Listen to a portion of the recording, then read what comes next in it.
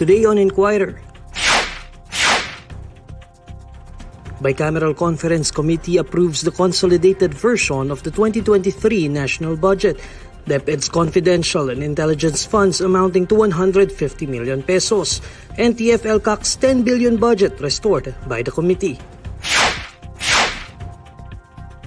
Presidential son and Ilocos Norte Congressman Sandro Marcos defends the Maharlika Wealth Fund. That's why it needs to be run by technocrats. Wala silang interesado sa politika. NCR's COVID-19 positivity rate climbs to 12.4% according to Okta Research.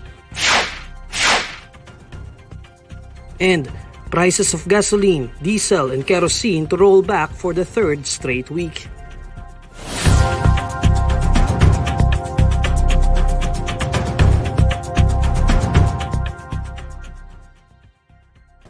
Good evening.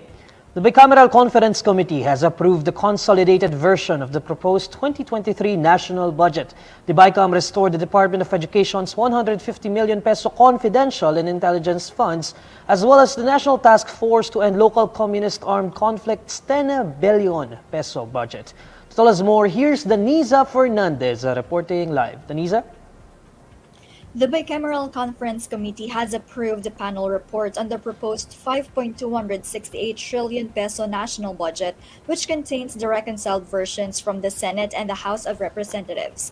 During the meeting on Monday at the Manila Golf and Country Club, Senator Sonny Angara and Ako Bicol Party List Representative Elizalde Co presented the committee report just shortly after the bicameral committee convened. The committee was able to reconcile the Senate and House's versions of the proposed budget less than 2 weeks after its first meeting. The Bicameral Conference Committee started deliberating on the 2023 General Appropriations Bill or GAB last November 25. Among the provisions agreed upon by both chambers regarding the GAB was the restoration of the 150 million peso confidential and intelligence funds or CIFs under the Department of Education or DepEd and the original 10 billion peso budget of the National Task Force to End Local Communist Armed Conflict or NTF-ELCAC. In an ambush interview on the sidelines of the committee's hearing, Angara said that all the other CIF cuts made by the Senate have been kept, except for the DepEd's. Commonwealth said that it is important that the DepEd's CIF is maintained as there are young people being recruited into scrupulous groups. To recall, there was strong opposition in the Congress about providing a 150 million CIF to DepEd, as minority lawmakers believe that supervision and intelligence gathering is not part of the DepEd mandate. In the Senate, the DepEd's CIFs were slashed to 30 million pesos. The 120 million pesos was realigned to the agency's maintenance and other operating expenses. In the House, the DepEd CIF was not touched. Meanwhile, the NTF-ELCAC's budget for next year has been restored to its original 10 billion pesos. Asked where the funding was sourced, Angara, the Senate Finance Committee chairperson, replied that there was a pool of funds. Earlier, the House Bicameral Committee planned to restore the funds removed from the NTF-ELCAC despite lagging in accomplishing its projects. Co shared that only 2% of the task force's projects have been completed or are ongoing this year, while 98% are in the pre-procurement or procurement stage. Despite the slow project completion, House Speaker Martin Romualdez and Deputy Senior Majority Leader Ferdinand Alexander Sandro Marcos instructed to reinstate the budget, said Co, citing NTF-ELCAC's role in helping end insurgency in the country.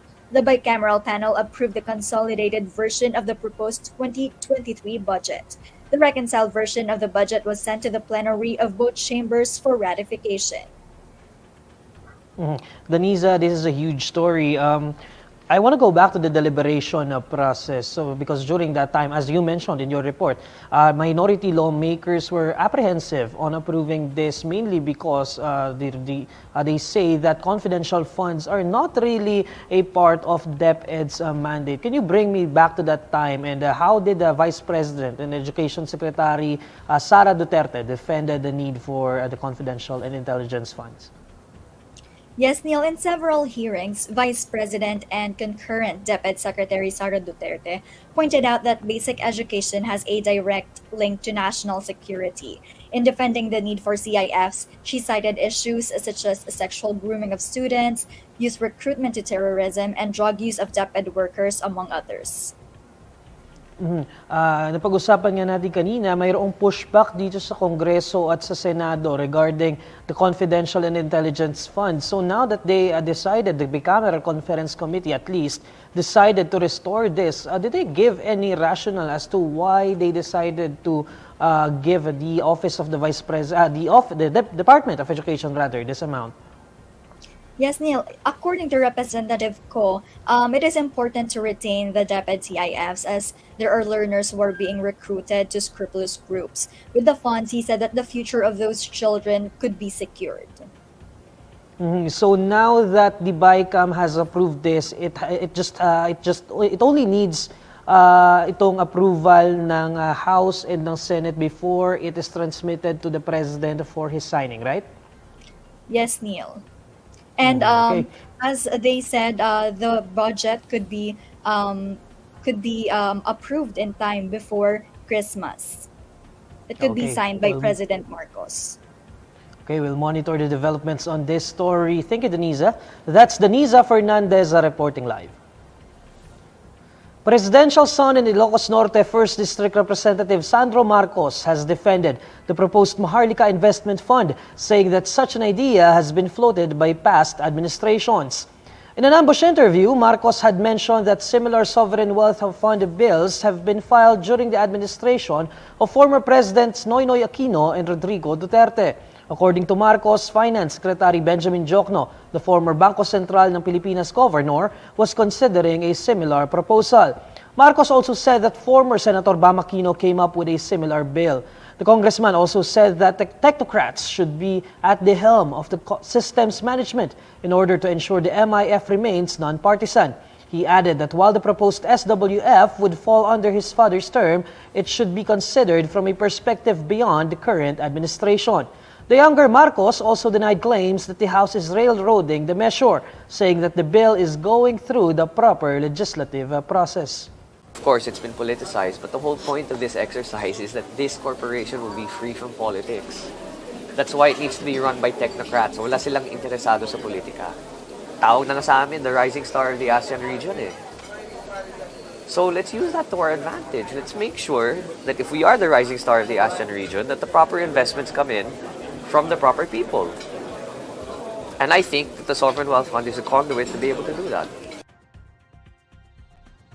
To talk about this measure, we invited our House reporter, Gabriel Lalu. Gab, good evening. So, Gab, you have been following this story. Let's lay down the facts of this case first. So, number one, this is not new. Other countries have been doing this already. Even neighboring countries ng Pilipinas ay ginagawa na to in the past. So, I guess the question here is, what is the bill about here in the Philippines? Ano ang vision ng gobyerno para dito sa bersyon ng Pilipinas? Well, basically, the government wants to create a pool of funds na meron siya na pwede niyang panghugutan for its investments. Like, it can invest in foreign accounts, other assets. Pero hindi, yung project, sabi ni Representative Marcos kanina, local projects lang, infrastructure, yung mga, hindi sila mag-delve on infrastructure outside. So, they think it is a way for the government to make investment and earn from it eventually. May return of investment. Basically, that's the goal. So, what the bill says, House Bill number 6398, is that there would be yung mga government-owned and controlled corporations would pool in a specific amount of money worth 250 billion. GSIS would give in 125 billion, SSS with 50 billion, Land Bank of the Philippines with 50 billion, and the Development Bank of the Philippines with 25 billion. On top of that, meron pang 25 billion from the national government through the General Appropriations Act na ini-enact natin every year. So, all in all, that's 275 billion worth of funds. So, Gab, like any other investment, some countries, they have seen positive results pagdating dito sa Maharlika Wealth Fund nila. Other countries lost money. So, and it seems like dito sa House of Representatives, I understand that Congressman Sandro Marcos has already denied that they are railroading it. But fact of the matter is, I did not take quite a while for the Committee on Banking to approve this. So, mayroon bang pushback dito sa House? Well, kung titignan nga naman, parang kasi kailan lang na-file yung bill, di ba? Isa kayong number, House Bill 6398. Ibig sabihin, kailan lang siya kasi hindi siya lower number. Tapos napunta na kagad siya sa Committee on Banks and Financial Intermediaries. Sinasabi nila na sinasabi ni Congressman Joey Salceda na Ways and Means Committee Chairperson na utos siya ni Presidente. Pero the President hasn't spoken about it. Pero Representative Marcos maintains that hindi siya railroaded dahil dumadaan siya sa first reading, sa committee report. As of na, nasa committee siya. Hindi pa siya lumalabas sa committee. And earlier, si Committee Chairperson and Manila 5th District Representative Erwin Tieng, nag-assure naman siya doon sa mga stakeholders na he would hear every side of the story, every concern na papakinggan. As a matter of fact, hindi natapos kanina yung deliberation. Sinuspend, in-adjourn nila yung hearing and then they would have another hearing set for other matters regarding the Maharlika Wealth Fund. We've seen some criticism of this measure, hindi lang dito among lawmakers, even also among experts sa labas ng gobyerno. So, ano ang argumento ng mga kritiko ng bill na ito? Well, first and foremost, ang kadalasan nakikriticize yung minority, syempre, ng House. Sinasabi nila na parang may ethical ba na gamitin yung contribution ng mga workers? Kasi GSIS, so government workers, yung contribution monthly, yung SSS sa private, ethical ba siyang gamitin for investing? Kasi, syempre, pera yun ng tao Tapos, i-invest mo sa using the Maharlika Investments Corporation. Pero ang sinasabi naman ni Congressman Stella Kimbo na proponent din ng bill and Senior Vice Chairperson ng Ways and Means Committee na ang mangyayari kung sakaling ang kailangan bayaran ng GSIS ngayon is 200 billion. Parang, tas meron silang fund na 300 billion. Ang gagamitin lang, yung 100 billion. Hindi tatamaan yung mga payments for pensioners. Yun ang sabi niya. So, may safeguard naman. Number 2, may sinasabi kanina si GSIS President Arnulfo Veloso na mag-adhere yung MWF or MIC, yung corporation, sa Santiago Standard, which is a set of protocols na to ensure na maayos yung pag-i-invest ng isang gobyerno using a sovereign wealth fund. Tapos sabi niya rin na kapag nasira, pangit yung track record ng sovereign fund, hindi rin nakaka-attract ng investments hindi rin siya nakaka-attract ng mga potential clients na mag-i-invest na ng gobyerno. So sabi nila may safeguards. Also, sinasabi rin ni President Veloso na yung issue sa 1MDB sa Malaysia, kung saan nakulong nga si dati nilang Prime Minister Raza. Yes. Hindi siya mangyayari sa Pilipinas dahil hindi magiging sole signatory si President Ferdinand Marcos. Maraming pang ibang tao na parang pagdadaanan bago ma-approve ang isang investment na gagawin nung sinasabing wealth fund. Gabi, ito yung usual na babasa ko sa Facebook, sa Twitter, a lot of people are concerned about the pension system. Parang ang tanong nila, paano kung malugi ang investment fund na yan? Magsasuffer ba ang mga pensioners or mga beneficiaries dito? So, meron ba ditong safeguard regarding this? Merong sinasabi na parang merong safeguard ang gobyerno. Pero hindi pa rin talaga klaro kung liability, accountability, kung sino mananagot kapag umalpak ang investment. Actually, that's a point being raised ng mga makabayan lawmakers na syempre investment yan. So, merong talo, merong panalo. Paano kung matalo? Yun ang concern nila. So, matapalo ka using taxpayers' money, using the contributions ng mga employees. So, what they have suggested instead is why not use the wealth tax? Di ba, matagal na nilang pinopropose yung wealth tax Bakit hindi natin dyan hugutan? As a matter of fact, mayroong labor group kanina na sinabi niya na Sinabi nila na yung sentro, sabi niya, bakit hindi na lang natin kunin yung gagamiting pondo sa wealth tax, tas yun ang ipang-invest as a sovereign fund, as a state-owned investment fund. Gab, for my last question na lang, meron bang safeguards itong batas na ito, itong pinupush na bill na ito against corruption? You mentioned na kanina itong pangyayari sa Malaysia. Actually, their ex-prime minister is already facing prison time dahil dito sa nangyari sa Malaysia. So ano yung safeguards in place batay dito sa batas na ito para maprotektahan against corruption? Because yes, we do have that case with Malaysia, but we don't have to go far to look at corruption cases here in the Philippines. We know about different corruption cases in the past from different agencies here in the Philippines. So, mayroon bang safeguards against corruption dito sa pinupush na batas na ito? Well, kanina sinasabi nila na this is auditable. Pwede itong i-subject sa annual audit ng Commission on Audit. In the same manner, meron daw, sakop din daw to ng freedom of information na pwede mong usisain kung ano yung nagiging transaction ng government bilang pera rin naman ng taong bayan. Remember, around 25 billion comes from the GAA, which is taxpayers' money basically. So, lahat ng tao, lahat ng Pilipino, pwede nilang tingnan yung transactions. But kanina, during the hearing, ni-raise din ni former Bayan Muna Representative Nery Colmenares na hindi mo rin masasabing auditable dahil, okay, auditable. Ang punto niya, okay, sige, ma-audit ng COA. Pero kahit naman daw mag-audit ng COA, nagkakaroon pa rin ng corruption. Kumbaga, si COA, in-audit niya, dun mo palang malalaman na may corruption. Diba? Tapos, sinabi rin niya na sa freedom of information, hindi rin siya automatically makukuha dahil kailangan pa mag-request. Tapos kailangan i-grant ng board kung pwede mo bang makita yung transaction. So, yun, matagal pa to. Tingin ko, sobrang tagal pa na to. Hindi ito basta-basta ma-railroad dahil nag-promise din naman yung chairperson na papakinggan yung both sides at maraming, as from what I've heard, marami nang nagsisimulang mag-craft ng petition in case maging batas nga ito.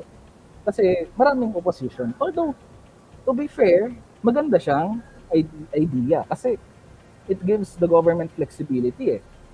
One point na sinasabi ni Congressman Salceda is that kapag sa GAA, sa budget, kinakat usually yung appropriation for mga big ticket projects like dams, railway system. Kasi syempre, ang orientation ng GAA is public service, social aid, education. So kung meron kang ganito, meron kang SWF, Sovereign Wealth Fund, pwedeng doon mo nakuhanin yung panggawa ng project. Hindi mo na gagalawin yung GAA, yung GAA. Dahil yan yung root, punot dulo talaga nitong batas na ito kung bakit nila pinupush para doon sa mga big ticket projects na usually nai-slash doon sa annual budget. Yes. Actually, di ba paminsan may mga projects na kunyari, simpleng dam lang naman, pero abutin ng tranches nila kasi syempre, hindi naman pwedeng isang bagsakan lang. Whereas kapag in the case na kumita itong sovereign wealth fund na to, kunyari, nag-invest sila at maganda yung return, magagamit nila for infrastructure projects or, for example, National Broadband Program. Pwede nilang gamitin doon, actually. Okay. Maraming salamat, Gab, sa iyong oras. That's our House reporter, Gabriel Lalo. President Ferdinand Bongbong Marcos Jr. says his administration might change the concept of providing housing units to the country's poor in order to adapt to the changing of the times. In his speech at the turnover ceremony of 30,000 housing units in Naik, Cavite, Marcos said the government might explore building mid-rise to high-rise condominiums, noting that lack of available lands, especially in urban areas. He said the government would make sure to provide housing units at ideal locations such as near schools and markets, and possibly an hour away from workplaces. The president also asked local government units and the private sector to ensure that beneficiaries of housing units will be safe and provided with all their needs. Dati, ang konsepto ay bahay at lupa. Ngunit, lalo na sa mga urban areas, wala nang lupa. Mahirap na makahanap ng lupa. At siguro, mas efficient, gagawa tayo ng mid-rise na tinatawag. Siguro, baka pataasin pa natin baka pwede na natin itaas hanggang high-rise na. Ngunit pinag-aaralan natin ito, siguro case-to-case ito. Former Health Secretary Francisco Duque III refuted the claim of new Commission on Audit Chair Gamaliel Cordoba, who earlier said the former health chief had withheld documents on vaccine procurement deals because of non-disclosure agreements. In a message to the Inquirer, Duque clarified that he was the one who sought a special audit and even provided the necessary documents to the COA as required by multilateral banks which loaned some $2 billion to the government for its COVID-19 vaccination program. Duque also said he wondered why his successor, DOH officer in charge Maria Rosario Vergere, had left out the fact that the request for an audit was made during his term. He said it was during his watch that the DOH asked the COA to start an audit of the 3 loan programs extended by the World Bank and Asian Development Bank. Earlier, Cordoba disclosed that Duque had written COA that the DOH could not release the vaccine procurement records due to NDAs, while Vergere had cited exemptions in the agreement, which stated that the documents could be shared if required by law or as part of the process for auditing or investigation. Meanwhile, Senator Francis Tolentino said the Senate would proceed with its inquiry into the government vaccine procurement deals, despite Vergere's assurance that the DOH would submit all pertinent documents to the COA. Pump prices will be rolled back starting tomorrow, December 6. Local oil firms announced today price cuts for diesel, gasoline, and kerosene. Prices of diesel will be reduced by 1 peso and 90 centavos per liter, while gasoline prices will be slashed by 1 peso and 95 centavos per liter. Meanwhile, kerosene prices will go down by 1 peso and 65 centavos per liter. This is the third week in a row of price cuts. Metro Manila's 7-day COVID-19 positivity rate has risen to 12.4%, according to independent pandemic monitor Octa Research. Octa fellow Guido David said the National Capital Region's positivity rate climbed from 11.1% on November 26 to 12.4% as of December 3. Rising positivity rates were also recorded in several other areas across Luzon. Increases in positivity rates from November 26 to December 3 were also observed in Bataan, Cagayan, Camarines Sur, Ilocos Norte, Ilocos Sur, Laguna, Nueva Ecija, Pampanga, Quezon, Rizal, and Zambales.